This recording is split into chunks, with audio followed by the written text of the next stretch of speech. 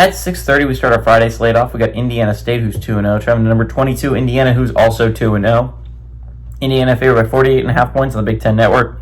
Fernando Mendoza has gone 36 of 56, thrown for 438 yards, 4 touchdowns, 0 interceptions. Roman Hemby had 32 carries for 175 yards, and Elijah Surratt had 12 catches for 141 yards and 3 touchdowns. And we're starting to get into the part of the season where we're obviously this week is the last week of kind of non-conference play, where we're going to start getting more conference matchups next week, right? Because a lot of the conferences, the Big 12 and the Big 10 mainly, right? They have some this week, like Purdue and USC is going to play this week. But normally they start their season off with 3 non-conferences, and then we get into it. So next week we're going to start to see more out of in-conference play, and so we're going to get more of the idea of the playoff picture. But Indiana here is they're going to be sitting at 3-0. They're going to be sitting at 3-0 after this week, right?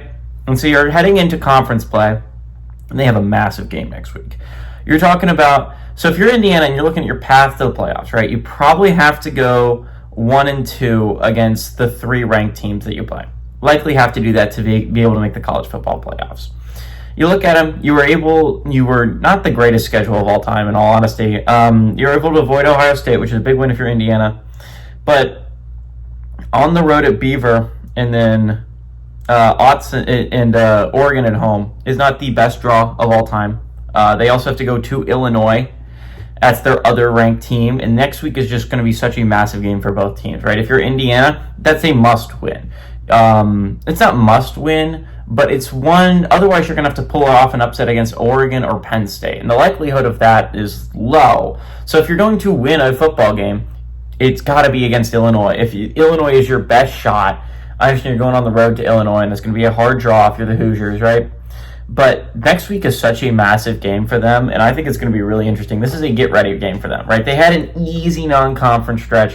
A lot of hate on Penn State. I am one of the most forefront examples of that. For their non-conference schedule, I think it is a shame to not schedule a Power 4 opponent in your non-conference.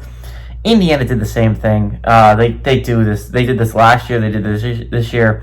It's a shame to not schedule a Power 4 non-conference opponent. I think that's kind of lame to not do that. That's just my personal opinion. So the Hoosiers are they're in a spot where this is you got to be at your A game next week. So this is a get ready game for them. They're making themselves a better football team. They have to be ready to play a really good Illinois team next week. We'll talk about that game, obviously, next week. That's going to have massive playoff implications for both parties involved. In week 4, it's going to be a big game that is likely going to matter at the end of the season.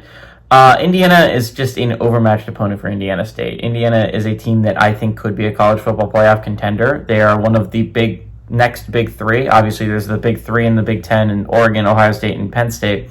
But then there's the next big 3, and the next big 3 will likely send one of those 3 are going to the college football playoffs. The other 2 are likely not. So Indiana, Illinois, and Michigan. And so Indiana, Illinois is going to be a massive game to determine who is going to be the front runner for that 4th playoff spot for the Big Ten, most likely. Give me the Hoosiers, though, to win and cover at home.